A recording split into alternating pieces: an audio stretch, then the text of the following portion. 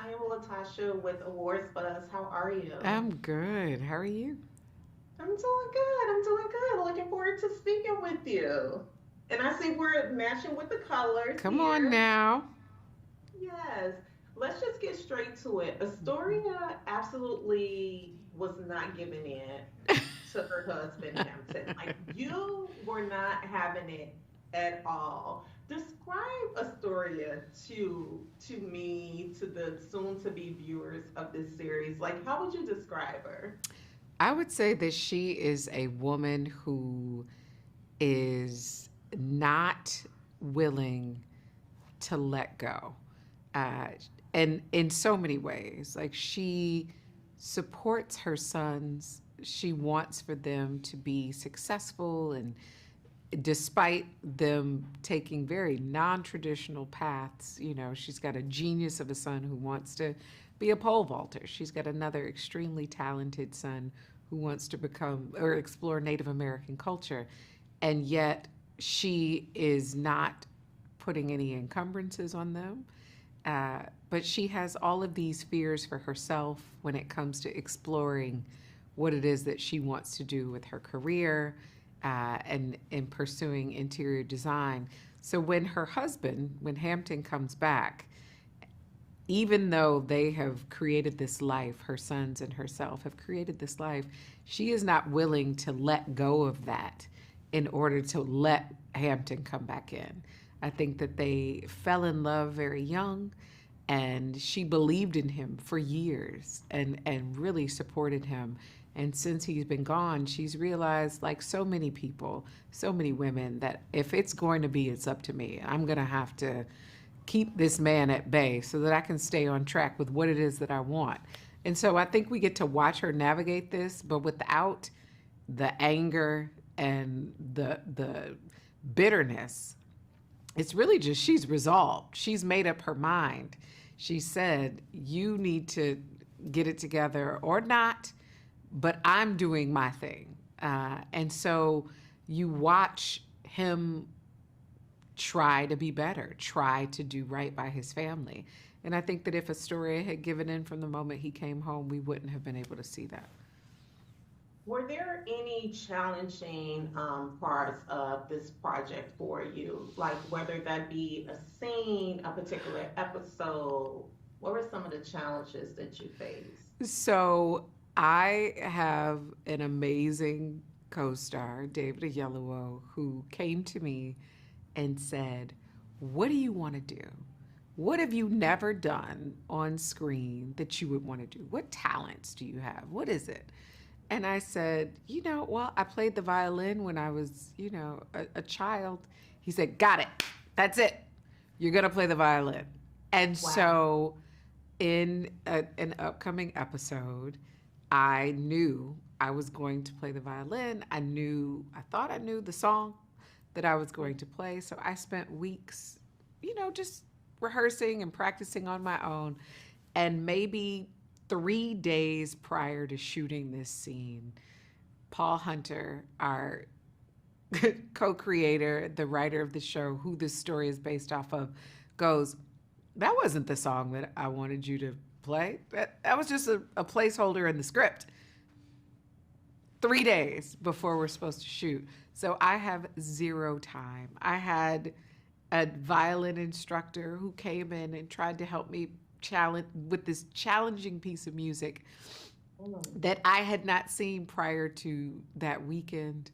I go on set and our director goes, "Yeah, I don't think you need the sheet music. Just play." I am a person who I have to rehearse. This is why we rehearse, and it did not happen. So that to me was they say do something every day that terrifies you. That was the most. I was sweating. The crew was there, and it was the most challenging thing that I have probably ever done on camera. And yet I'm glad that we did it. And hopefully, I haven't seen it, but hopefully it comes together. Oh, it definitely came Oh, together. good, It good, good, definitely good. came together. Do you still currently play the violin? I Like in mean, your downtime? I do not, because I have no time. But it's always the thing. My mother, God bless her, she when I graduated from high school and I was going to Howard University. They had an orchestra there, and she just said, "Whatever you do, just don't give up playing the violin." And I was like, "Yeah, yeah, yeah, I won't." And of course, I did. I shifted my focus to acting, and so even though I would play with another university because, excuse me, Howard did not have an orchestra. I would play with another university. By the time I got to my sophomore year, I was like, yeah, I don't really feel like.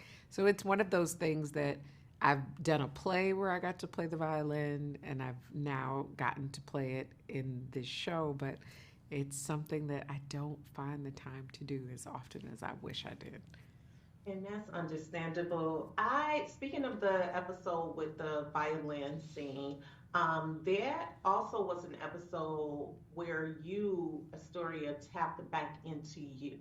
Mm-hmm. You as a woman, your dreams, those things that you were very passionate about. Talk to me about the emotional element of that particular episode without giving too much away. Like, how did it affect you, and was it challenging at all for you to, really lean into Astoria's emotions? I think that that episode was such a gift. Aisha Carr, our co show creator, was very integral in developing the life of Astoria on screen. And when she was talking to me about this episode and where they saw it shaping, it was Astoria taking the time to truly be who she needed to be for herself.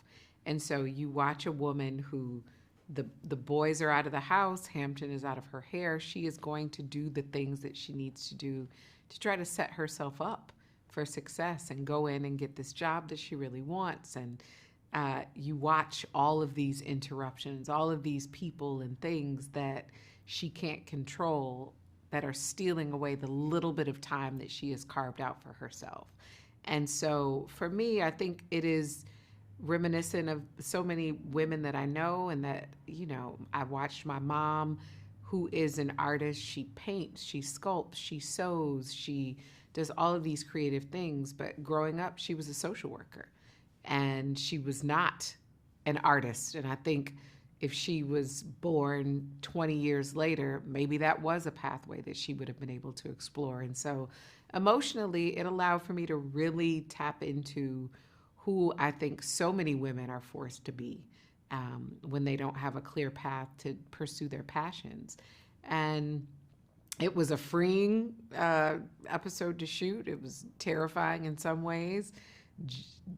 They tried to get me to jump off a roof. It's a lot going on in this episode. Yes. And yet it's such a gift. It's something that as an actor you hope to be able to have. Did you always dream of becoming an actor? I did. Since I was a small child, I had an older sister who she's 8 years older than me, and she came from high school. She was doing a play. She was doing scenes from Fences, from August Wilson's Fences. And I remember I wanted to do everything that my sister did. And so here I was, this 7-year-old girl. And I was like, yeah, that's a totally, absolutely attainable pathway for me. I always entertained my family, and yet I did not pursue it until college and post-college in a way that was, real. My family was surprised, quite surprised when I said, oh no, this is what I want to do. And so it was something that I always knew, but was at a large portion of my life too afraid to really share with my family that I wanted. And so thankfully, I've had people around me who've supported me, and my family being my number one supporters. And I've been fortunate enough that this has been the path that God has chosen. Do you have any regrets? Oh, not a single one. I mean, I have I have regrets of not saying no to certain things and saying yes to others, but certainly I think all of those things have created the beautiful thing that I think my life is. And I think so often as an actor, as a young actor, you don't have the life experience. And so if I don't have the life experience, if I regret those life experiences, I don't have anything to give on screen. So no, no regrets. You clearly worked really close with David, Mm-hmm. and he's worked on tons of projects. If you can pull out one great quality that he brought on set, Mm. filming with you and with the entire cast, Mm-hmm. what would that one quality be? I think the specificity to detail, uh, every every look, every um, move physically that he does on screen, it's rooted in truth.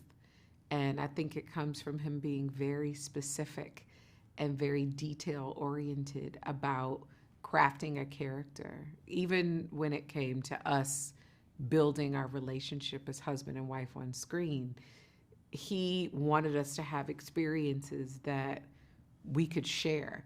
And so we took dance classes together. We have a scene where we dance, but we had another little scene before that where we just had a little ditty, and he's like, "I think we should take a dance class." And it wasn't because he wanted us to look like Gregory Hines and Debbie Allen. It was because he knew that all of those things help you have the the the intangibles, the things that you don't know why you believe these people know each other and have been married for 20 years, but you feel it. And so that to me is one of the gifts of working with David, is that he is specific and he is detail oriented and he's excellent at what he does and the way that he walks on set. And it allows for everyone else to want to be just as excellent. Love it. And my last question before I let you go, Simone, if you had the opportunity to direct or produce a project with an unlimited budget, what would that project look like for you? Oh, with an unlimited budget. I mean, I am already producing and writing on my own, but something with an unlimited budget. I believe that there are stories in the Bible similar to the way in which this piece deals with Jonah and the whale in a way that is fresh and exciting. And, we have the flood in the beginning, we have a moment where Hampton gets swallowed by a giant fish, similar to the Bible. I believe that there are stories in the Bible that parallel things that exist in our world, in our current uh, world. And if I could, I would bring those stories to the screen in ways that allow for people to see that we are more common and more alike than we are different, and a lot that explores faith and God, and yet isn't didactic and doesn't hit you over the head, but allows for people to have an experience, and hopefully bring them closer to a spiritual understanding. So if I could, I would do that. I love it. It was such a pleasure speaking with you, Simone. Thank Thank you you. so much for your time today. Thank you. Thank you.